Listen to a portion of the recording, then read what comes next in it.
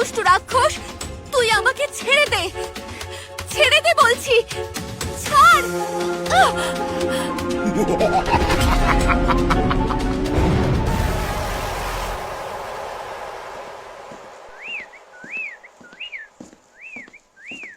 মা, ও মা, তুমি কোথায় গেলে মা?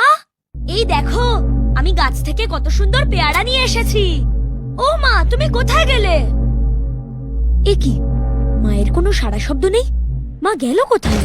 দেখি তো ঘরে গিয়ে।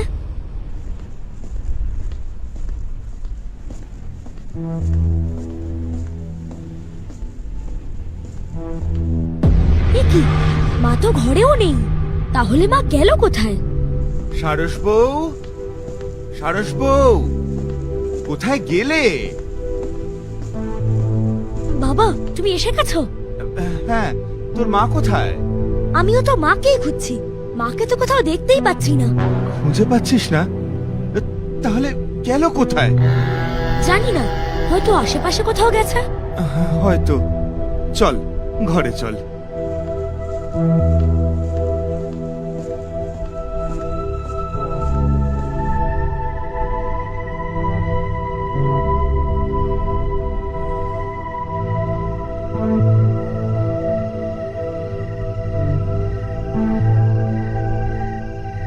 কি ব্যাপার, সন্ধে হয়ে গেল, এখনো সারস বউ বাড়ি ফিরছে না কেন?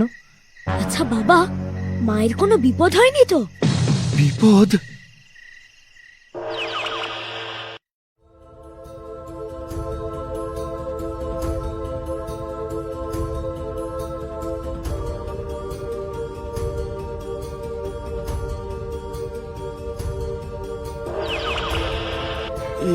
এ কি, আমি কি দেখছি? কি হয়েছে বাবা, তোমাকে এরকম কেন দেখাচ্ছে?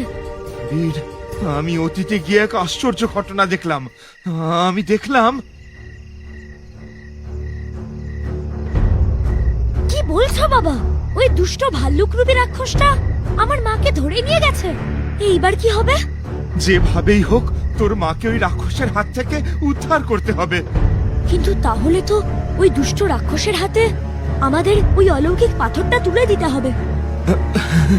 হ্যাঁ বীর, এছাড়া আমার কাছে আর কোনো উপায় নেই।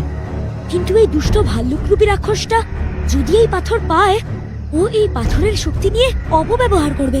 কিন্তু তোর মাকে উদ্ধার করার জন্য তো ওই পাথর আমাদের ওর হাতে তুলে দিতেই হবে, এছাড়া আর কোনো উপায় নেই। আমাকে আমাকে যেতে হবে বীর, আমি না ফেরা পর্যন্ত তুই কোথাও যাস না। দাঁড়াও বাবা, তুমি তো এতদিন সবাইকে বিপদ থেকে উদ্ধার করে এসেছো, এইবার না হয় আমি আমার মাকে এই বিপদ থেকে উদ্ধার করি।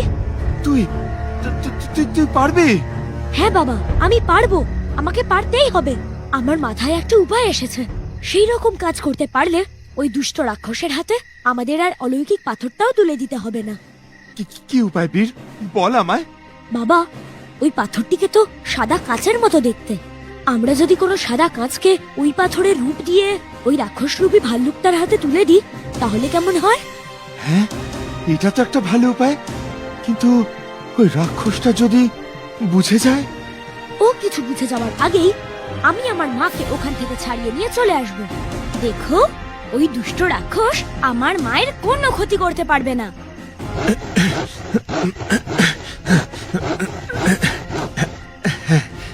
এই নেবির তৈরি হয়ে গেছে।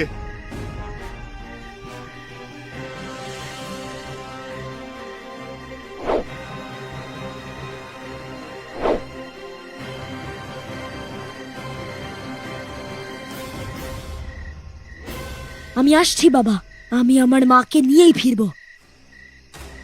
তুমি আমাকে আশীর্বাদ করো, আমি যেন জয়ী হতে পারি। সাবধানে যাস বাবা, আর কোনো বিপদ হলে একবার বাবা বলে স্মরণ করবি, দেখবি আমি ঠিক সেখানে হাজির হয়ে যাব।